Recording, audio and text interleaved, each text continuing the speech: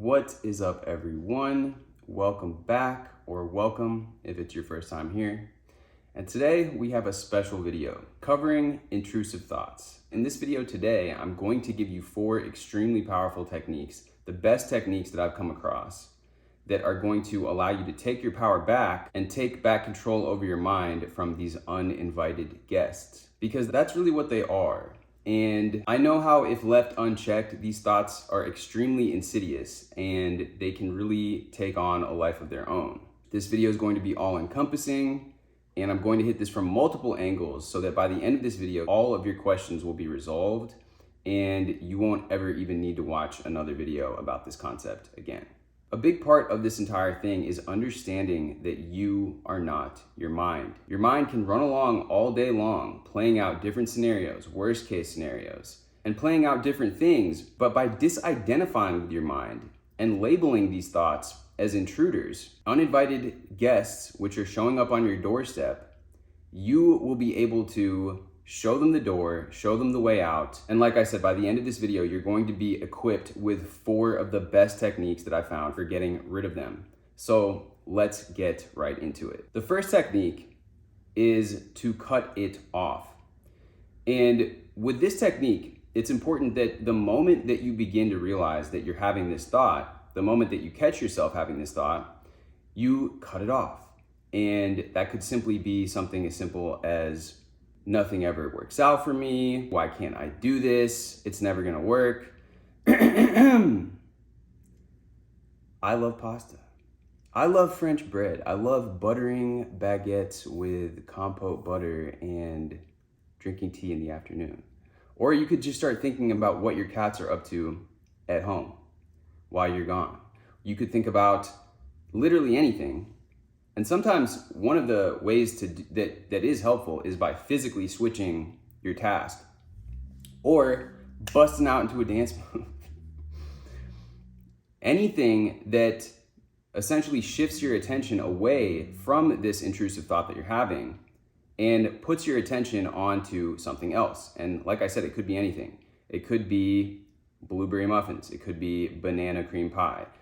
It doesn't matter, but the point of this technique is just that you are now replacing your attention on something else. So you don't argue with it, you don't analyze it, and you don't defend against it. You simply shift your attention to a new thing. The second technique is to observe it. And there is a lot of teachings that are based around this technique. A lot of meditation in Buddhism and similar practices revolve around the ability to simply watch your thoughts pass by, as much like a floating cloud.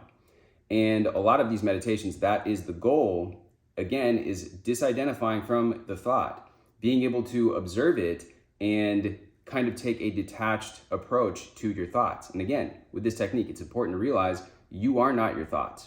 Your thoughts, just because you're having a thought, does not mean it's true. It does not mean that you need to accept it. Does not mean that you need to attach some sort of higher meaning to it. It simply is a thought, and thoughts can be transmitted. You can pick them up. You can have a thought because of something that you've heard or somebody that you ran into. It doesn't necessarily mean that it is true. And notice that with these techniques, some of them contradict each other. With this second observing it method, it's not going to work hand in hand with the first technique, the cut it off technique, because with this technique, you are now detaching and observing the thought. And with every given situation, you can choose which technique you want to use and apply.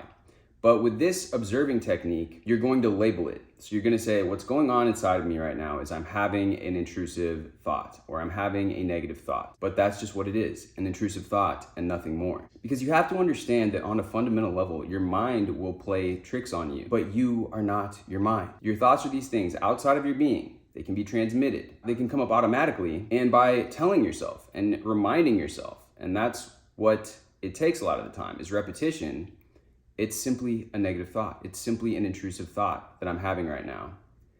Again, by putting that label on it, you are disidentifying from it, you are detaching yourself from it, and you're not taking any intrinsic meaning about you or your situation from this thought anymore. You're just saying, yeah, this thought, It exists, I'm having this thought, but you're not reacting to it. It's not getting an emotional trigger from you. It's not getting you hooked on it emotionally.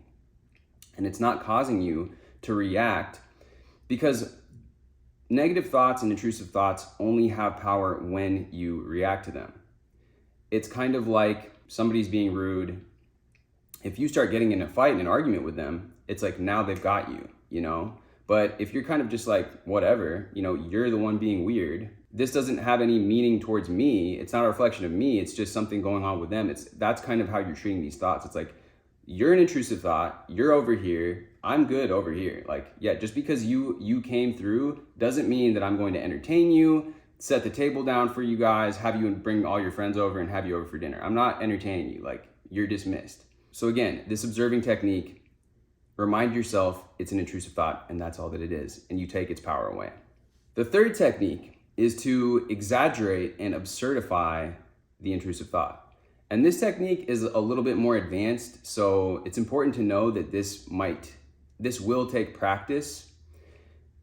But essentially this technique revolves around exaggerating the thought to absolutely absurd proportions. And this is where humor comes in. One helpful mindset to apply when using this and some of these other techniques as well is, again, the idea of detaching your awareness. And imagine that you're watching a character in a movie, let's say, and you are seeing this character have an intrusive thought, or they may be running into some sort of negative circumstance, but you're not taking it so personally. You're kind of just like, oh, yeah, that's kind of funny. If you see somebody make a mistake or pull the fire alarm, let's say, at work when they weren't supposed to, it's kind of funny.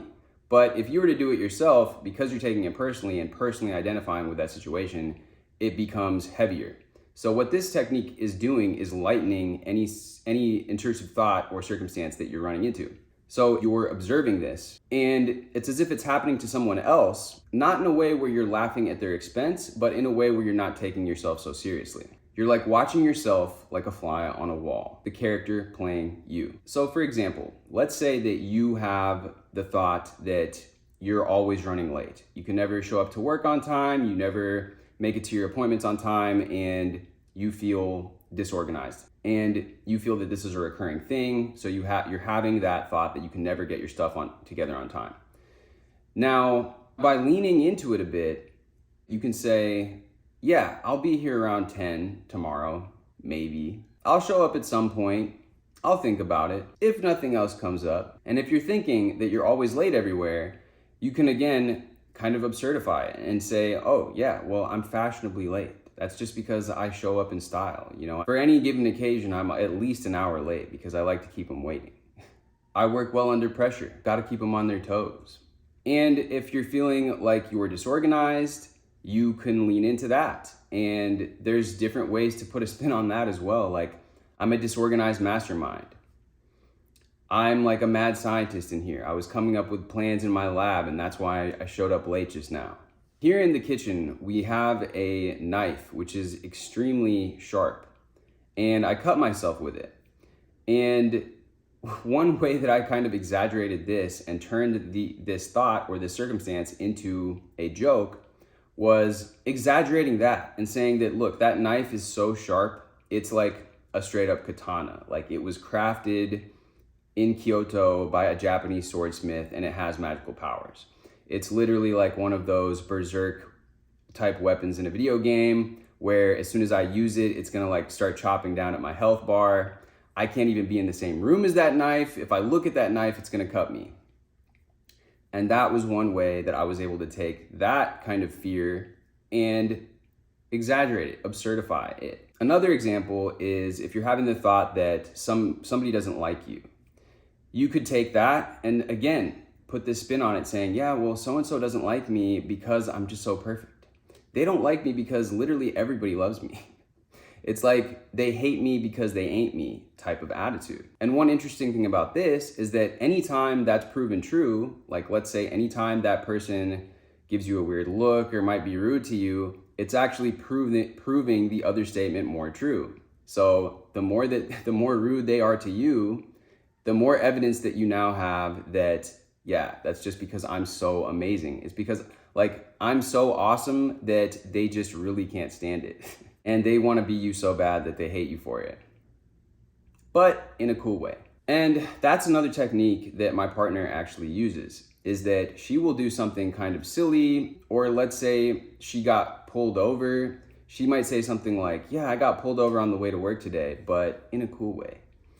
And again, this kind of storytelling twist makes it so that anything that might be perceived as being negative turns into part of this larger story where you're turning your situation into like this larger than life character that is running into all these mishaps and adventures, and any sort of negative thing that you might think or that occurs can be a part of this larger adventure. Another example that we talked about is work was paying her late and she was start making jokes about it. Like, yeah, you know, I'm just so good at my job that I just love working for free.